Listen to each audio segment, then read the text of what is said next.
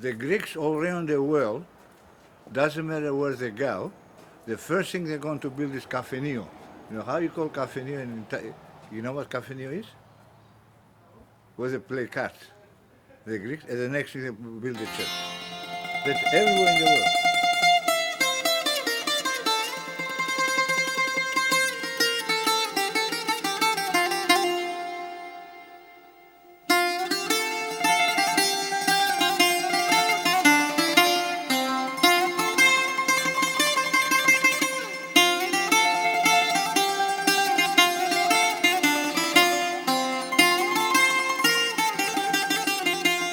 This news update is brought to you tonight. A new Greek Orthodox church for Bateman's Bay, donated by a Canberra family.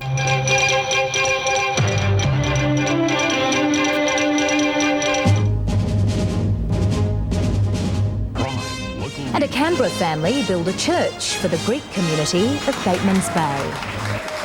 A 20-year dream has come true for members of the Greek community on the south coast. The St John the Baptist Greek Orthodox Church was opened at the weekend in Bateman's Bay. The bells are ringing out in Bateman's Bay. A 20-year dream fulfilled, the Greek community opening the St John's the Baptist Greek Orthodox Church. It's a beautiful church. It's just incredible. Yes. We should be thankful to Mrs. Liangis. We should always stress that. Yeah, this is a beautiful to church. The Liangis family. Yes, no doubt about it. Archbishop Stelios carrying out the official duties. Cultivate not only the spiritual life, but also the solidarity with other non-Orthodox members, non-Christians if you want, because love is love, given from God for all creatures, not only for human beings. For this reason, in establishing a new church, we serve all people in the place, not only our own faithful. About 500 people, including Eurobodalla Shire Mayor Chris Varden, gathering for the opening ceremony, an event and building brought about by the donation of funds by Canberra's Liangis family and its commitment to the church. Our cultural origins that we're maintaining and keeping alive for our youth and our future. The creation of the Bateman's Bay Church seen as a celebration of heritage. I'm proud to be Australian, of course, and I'm also proud that I've got a Greek heritage. I would take the children to the church if I got married, but I'm not sure if I'm going to get married. Not denying that we're all Australian, and Australian first and foremost, but we have our origins. And it was a ceremony bathed in tradition, the elderly members of the Greek community gathering with the young to celebrate the landmark event.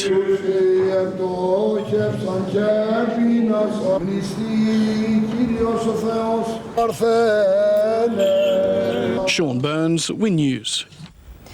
A momentous occasion for the Greek community in Bateman's Bay with the opening of a new Orthodox church. The place of worship donated by Canberra family and property developers, the Liangises. Bells chimed and children lit candles as hundreds in the Bateman's Bay community gathered for the opening of the St John the Baptist Greek Orthodox Church on Sunday. The occasion made possible by the generosity of the Liangis family and 2 decades in the making. After years and years of dream, they come true today. It's a beautiful church. It's just incredible. Archbishop Stylianos conducted the first service, watched by a packed congregation, including the Liangises. It is, of course, a great milestone in the history of this community because they had, up to now, they had not their own church. Now, without spending much money themselves, they found a donor, a lady, a family, Liangis family, who were ready, because they are well off, to present and to give the money for this church. And we are very happy because, as you know, Greeks are always very close to their church. We built the family and all our works, all our endeavors around the church, so that we know the blessings of Lord are with us. That's why we are very happy today to officially open this church. The Greek and Australian flags flew side by side outside the church as the Archbishop performed the traditional Greek blessing with basil leaves and holy water. Builder John Liangas hopes the church will be a unifying symbol for all cultures. Not denying that we're all Australian, and Australian first and foremost, but we have our origins, our cultural origins that we're maintaining and keeping alive. Yes, most definitely, because I think it enhances who you are. Good upbringing for the kids. Services will be conducted at varying times across most weekends. It's awesome, yeah. We saw it when it was a hollow shell.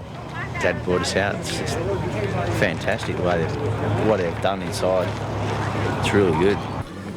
Ότι το παράδειγμά σας, είμαι βέβαιος, θα το μιμηθούν πολλοί.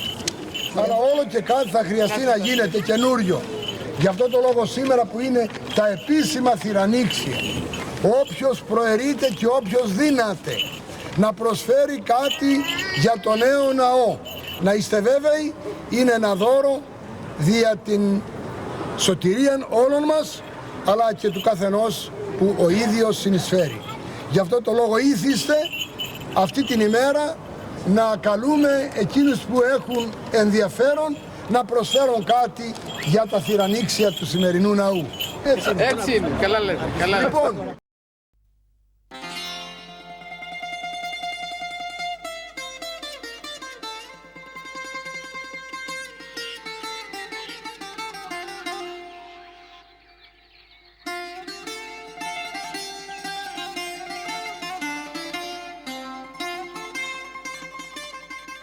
Hellenism is alive and well in Canberra, flourishing and developing ways that are unique not only to Australia, but to the rest of the world.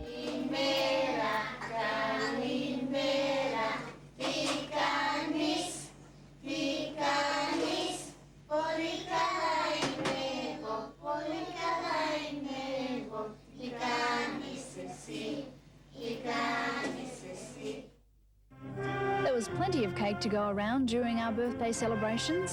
It was a chance to reflect on the national capital's relatively brief history, from its beginnings as a sheep paddock to a thriving city home to more than 300,000 people from all walks and nations. Canberra celebrated its 86th birthday today, with celebrations across the city to mark Foundation Day. Kate Carnell saw the parliamentary triangle from a different perspective this morning as she braved a helicopter joy flight on Canberra's 86th birthday. The Canberra Festival celebrations move into top gear this weekend, with major events both Saturday and Sunday. This year's festival celebrating the city's 86th birthday and our multicultural diversity.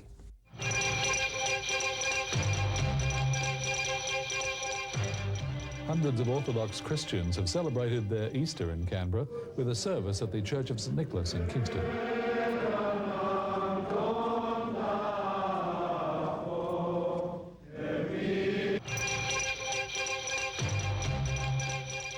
It was a more sombre mood on Anzac Parade for the anniversary of the Battle of Crete.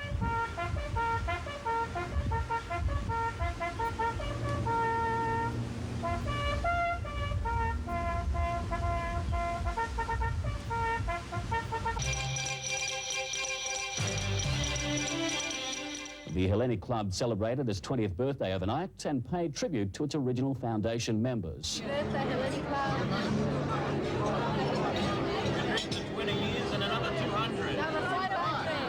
And Canberra's Greek community raises thousands for a special Olympic tribute. And how Canberra's Greek community plans to make its mark on the Sydney Olympics.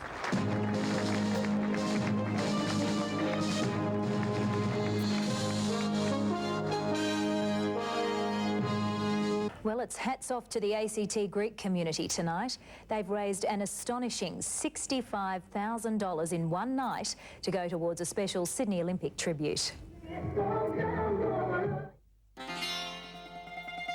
Today we proudly celebrate and share our culture with Canberra. But it wasn't always so. This was the Greek community picnic filmed on Boxing Day in 1949.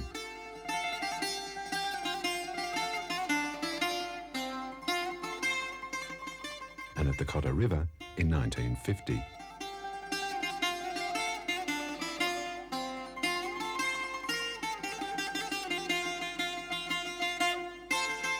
Naturally, a history book can never be the full story of all the people involved.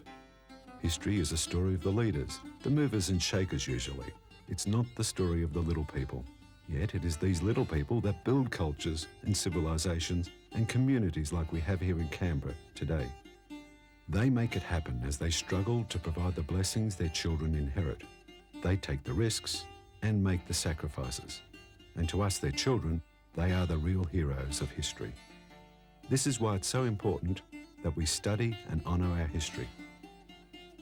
We Hellenes have a long history, steeped in culture, tradition, blood, sweat and tears.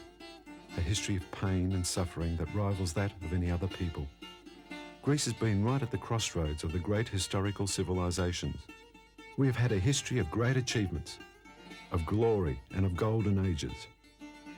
We've contributed enormously to man's understanding of himself, the importance of family, and the building of a better society.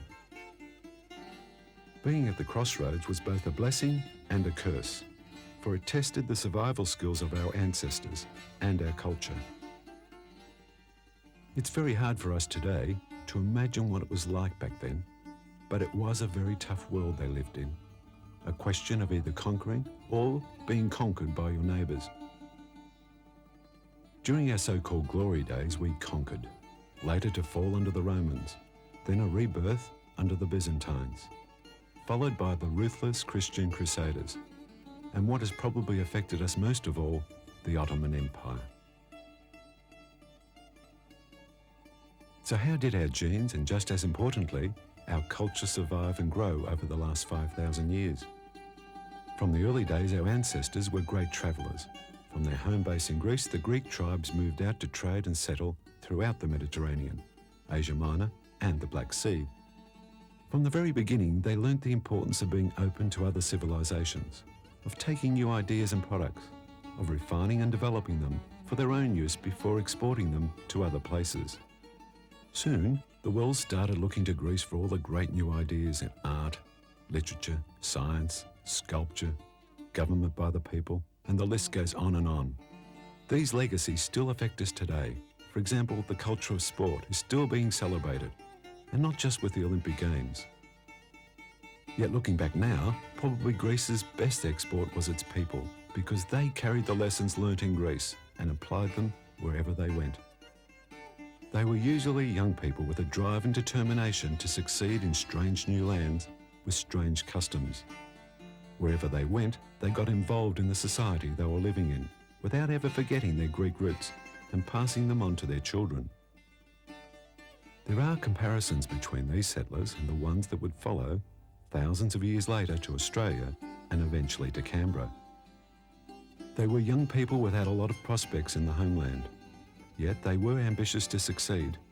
They followed their compatriots from the same areas to work in the industries and businesses that had already been established by other Greeks. They may not have been the best educated, but they had a street smarts about them, a confidence, a willingness to learn, grow and prosper. What they found, when they arrived full of hope, were not streets paved with gold. Australia was a tough place, and Australians were not welcoming these newcomers with open arms. In fact, quite the opposite. The only jobs they could get were with sponsors who owned the cafes. Later on, it was in the factories and on the building sites. Why was Australia so intolerant of the early Greek migrants, when all Australians were migrants, including the original people who arrived 40,000 years ago?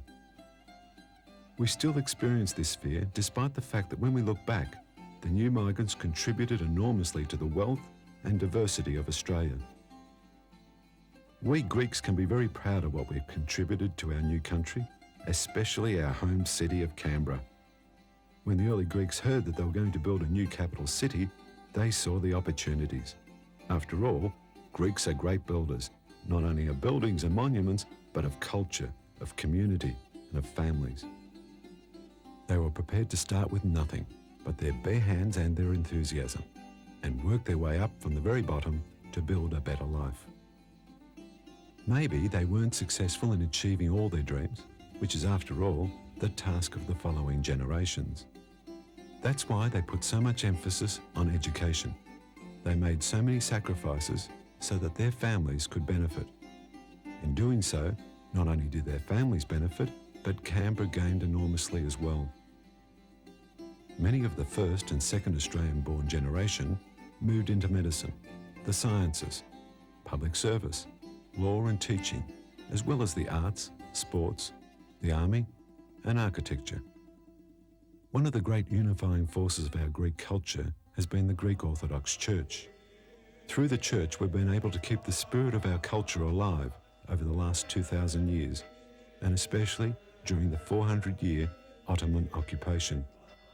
No wonder the early Greeks of Canberra put so much time, money and effort into building their very own church. They knew they had to be reminded that there was a better way for us as individuals, as families and as a community. It's easy for us first and second-born Greek Australians to take the church for granted, especially these days. Yet the collective wisdom of our elders teaches us that the church binds us together as a community.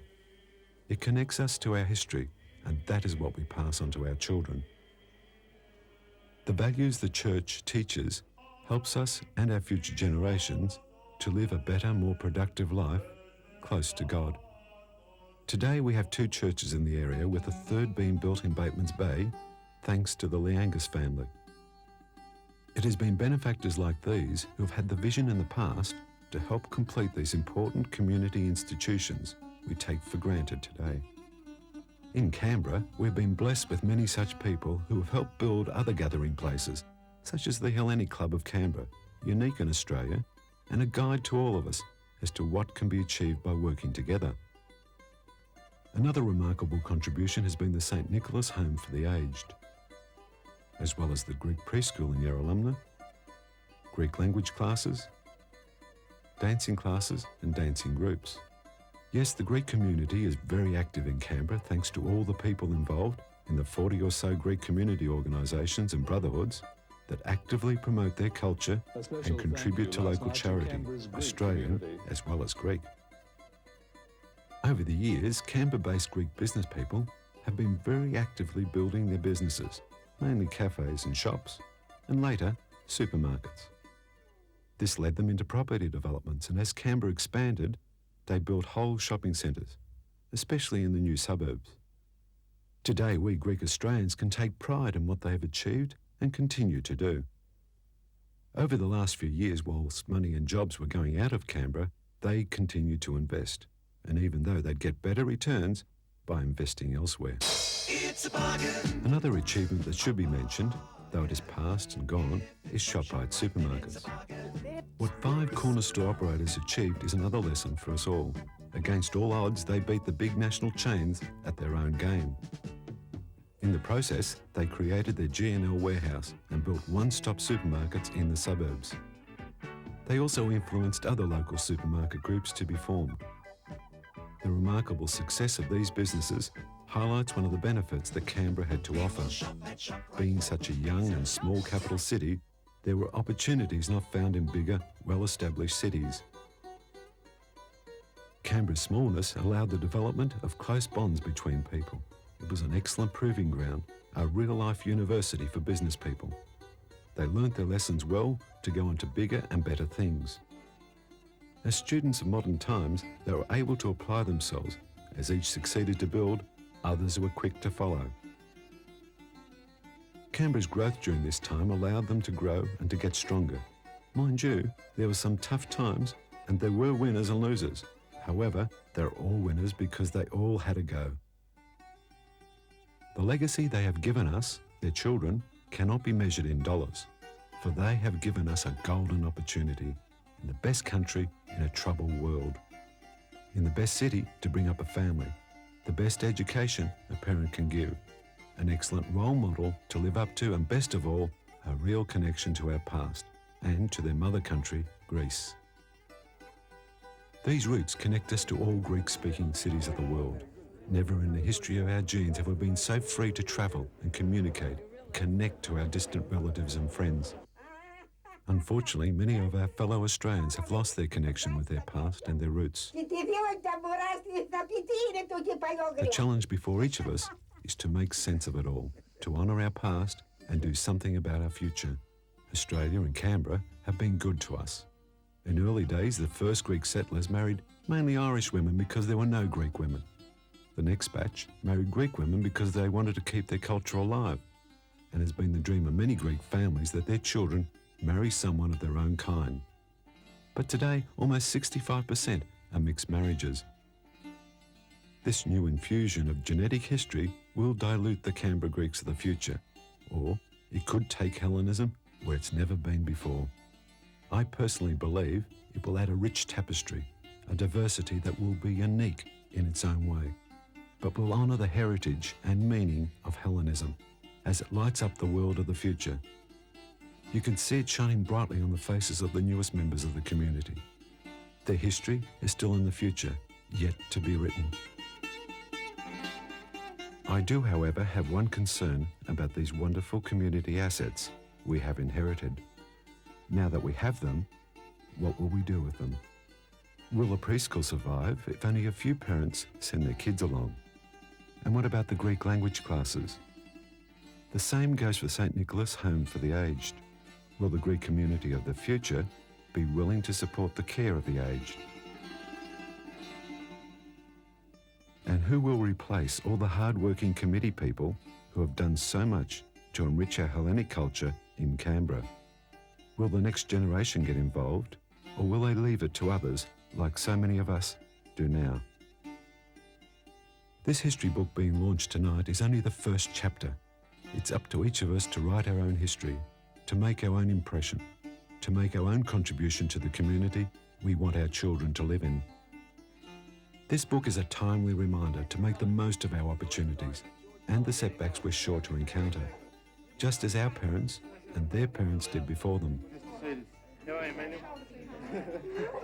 The Canberra Greek community can be very proud of their history, and every family should have a copy of this remarkable record of achievement, especially now as we move into the next century and the next millennium. And after reading it, we may ask ourselves, what will I do? How will I contribute? And how will the future generations judge our actions?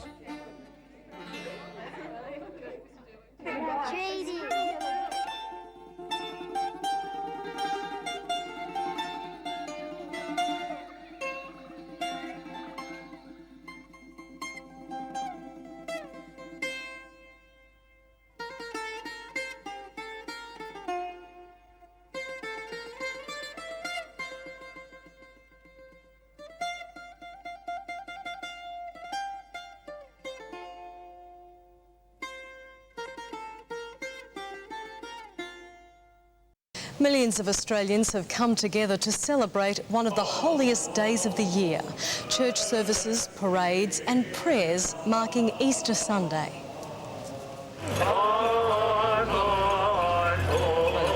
While many regard Easter as a time of holidays and chocolate, there are plenty who still treasure the day's religious significance.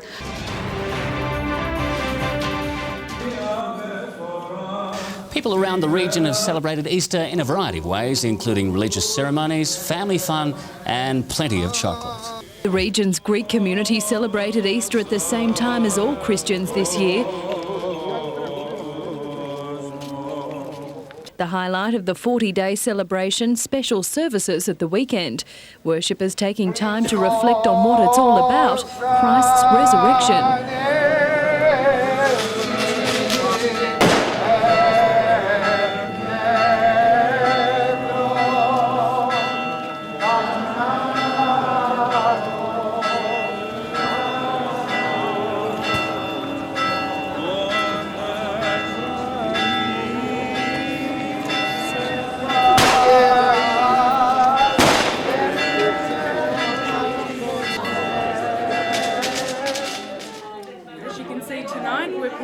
For the epitaph.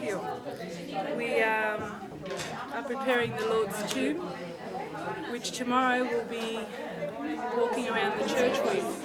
Now the word epitaphion is made up of two Greek words. One is epi, which means on or above, and then taphos, which means tomb. This is the first epitaphio that I've been to. I waited to reach 37 till I finally came to one, and I regret it because it just seems like it's a lovely atmosphere. It's a good mixture of young and old, and even men have braved the waters and come in as well. It's a time, I think, where the young and old get together, mums and daughters, and it's something that pulls people together and makes us family, which for someone like me that hasn't got family in Canberra is very important. Canberra is a smaller community, everyone knows each other, it's like being in a little Greek village. Tomorrow I go to Sydney, and in a way I'm not looking forward to it because I'm going to miss this warmth. Pretty soon it's going to transform into something that's just going to be absolutely beautiful. And from last year, I can tell you what, it's even nicer than some of the big expensive Sydney ones. I'm not going to be very popular in Sydney after this, but very proud of the Canberrans, and when they do things, they don't do them by halves, and I like that. They do it with a lot of pathos, and they do it with a lot of love and a lot of effort, and that's very important, and it's a good, I don't know, good example for us young ones. Them days, the virgins used to do all that, not married women. All the young girls used to do that. Picking the flowers. Picking the flowers. Picking the flowers to do what the ladies do. But now we can't find many young girls. The young girls are very smart, they sleep now. Yeah. I'm helping to decorate the epitafio. Yeah, I was just helping here with the epitafio. I always like to do that. This is the second time I'm doing. The first time I did in Greece was really good. I can't miss out on it. I can't miss out. I've got to come back to the warm Canberra community. See this? Oh, this is my first actually. Yeah. I keep saying, next year. You feel good. You feel good about it. Don't you, Melba? Feeling so good. Yeah. Yeah, you do. It's more, I think it's a spiritual thing as well. So feel more in tune. You actually feel more in tune with Easter and what it's all about. It's nice to see the young girls this year. We have a lot of young girls. Yes. We have to pass on the traditions because we're getting very tired. We've been doing this for years, every year. So we have to pass this tradition on to the younger ones so they'll know how to do it for the years to come.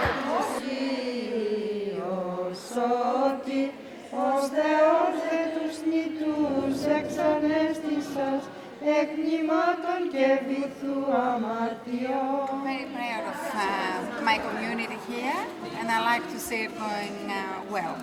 When you're involved in the community, which I've never been,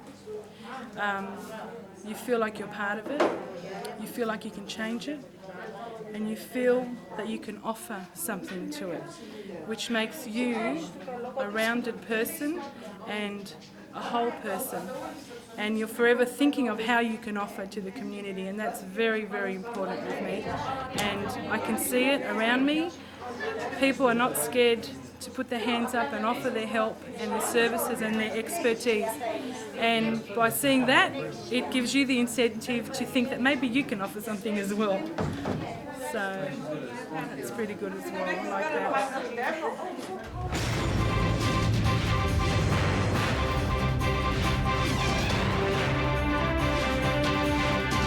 Tonight, celebrations in the Canberra Greek community, with one of its favourite sons reaching the top of his chosen field.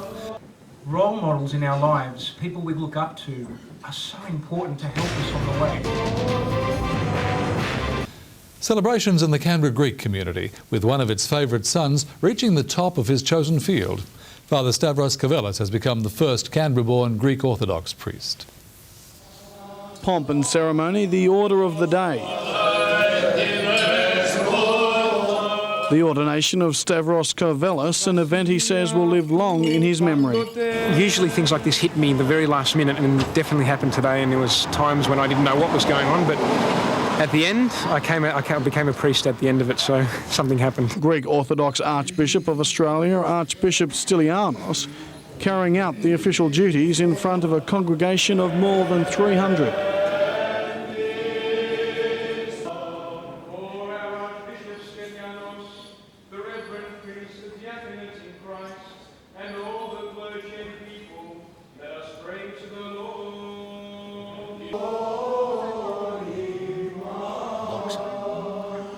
Δόξα Πατρί και Υιό και Αγίο Πνεύματι.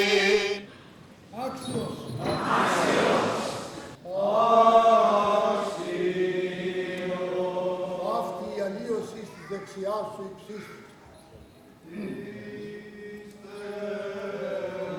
I'm sure he will be a treasure for the church, not only in this parish of St. George in Rose Bay, but also in the community at large, for Australia and for all Greeks. Father Carvelis left Canberra 10 years ago to study engineering in Wollongong. His calling to the church never in doubt, according to family and friends. This fella, he never had a bad feeling for anyone, anybody, ever. So he's a bloody good kid. He's a bloody good The best kid we had in the family. Father Carvelis will practice in Sydney. Sean Burns, Win News. I'm extremely happy today that we ordained, with God's grace, the new presbyter of our church, Father Stavros Carvelis, an excellent young man who came from Canberra as a blessing for Sydney. He came to our theological college. He studied theology after having studied diploma engineering, and today he was ordained to presbyter. I'm sure he will be a treasure for the church, not only in this parish of St. George in Rose Bay, but also in the community at large, for Australia and for all Greeks.